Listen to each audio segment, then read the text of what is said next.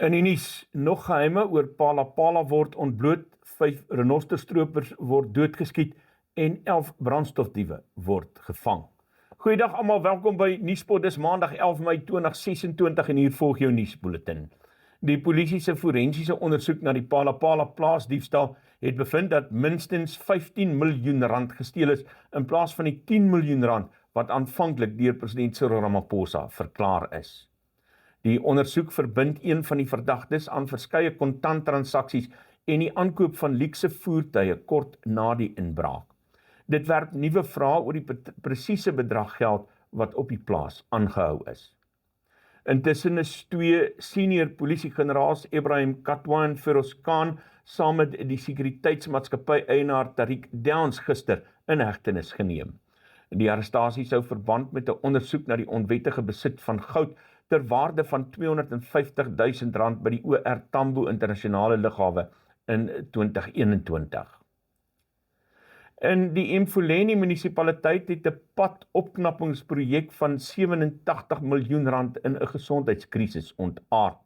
Die betrokke pad in Bophelong word nou as 'n onwettige vullisstortingsterrein gebruik nadat munisipale dienste ineengestort het. In die Wes-Kaap is skole in dele van die Kaapse wynlande maandag gesluit weens ernstige weerwaarskuwings. Terselfdertyd bly 11 skole in die Eden en Sentraal Karoo distrikte gesluit weens skade en ontoeganklike paaie wat deur die onlangse storms veroorsaak is.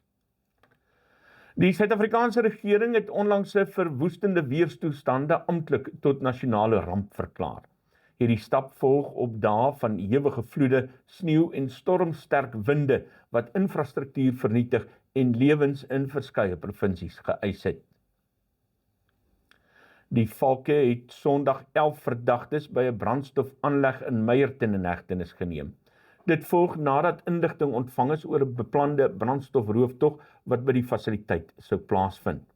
Die operasie is uitgevoer nadat 2 tankwaans opgemerk is wat die perseel binne gegaan het onder verdagte omstandighede. Die polisie ondersoek ook of sekuriteitspersoneel by die voorval betrokke was. In KwaZulu-Natal is 5 vermeende renosterstropers Saterdag aand tydens 'n skietery met die polisie in Tlhube doodgeskiet. Die verdagtes was na bewering op pad na 'n wildreservaat met 'n jaggeweer en pistole in hul besit. Beleggers in 'n grootskaalse Nelson Mandela muntskema beweer hulle het miljoene rand verloor.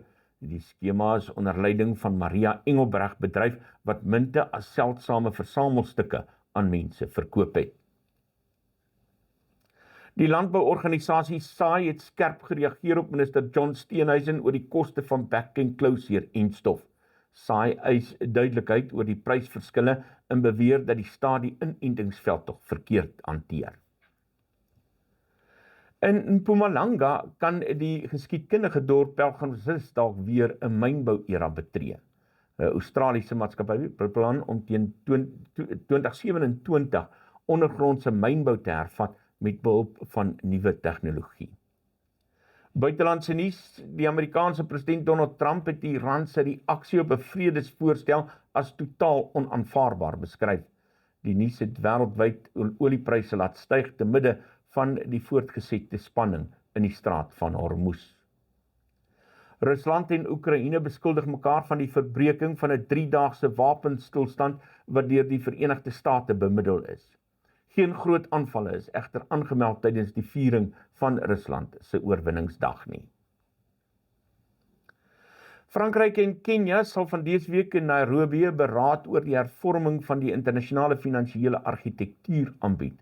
Die doel is om Afrika-lande beter toegang tot kapitaal te bied en die impak van klimaatsverandering te bestuur. President Donald Trump sal tydens sy besoek aan China hierdie week druk op sy Chinese eweknie Xi Jinping toepas oor Iran. Dit kom te midde van pogings om die oorlog in die Midde-Ooste te beëindig. Die Amerikaanse Departement van Energie het bevestig dat 13,5 kilogram verrykte Iran uit Venezuela verwyder is. Die operasie word deur die Trump-administrasie as 'n belangrike prestasie vir kernveiligheid beskou. Ten slotte, die nuwe skip genaamd die Globus Leader het die wêreldrekord as die grootste motorvervoerskip gebreek. Dit kan meer as 10.000 voertuie op een slag vervoer en maak gebruik van gevorderde omgewingsvriendelike tegnologie. Nou ja, dis 'n reuse rekord daai. 10.000 voertuie op een slag. Kan amper 'n hele dorp se mense daarmee vervoer. Dis vandag se nuus net hier op Nuuspot, die tuiste van Afrikaanse stories agter die nuus. Kyk môreoggend tussen 6:00 en 8:00 na Stroom op, ons regstreekse nuus en aktualiteitsprogram. Groetnis.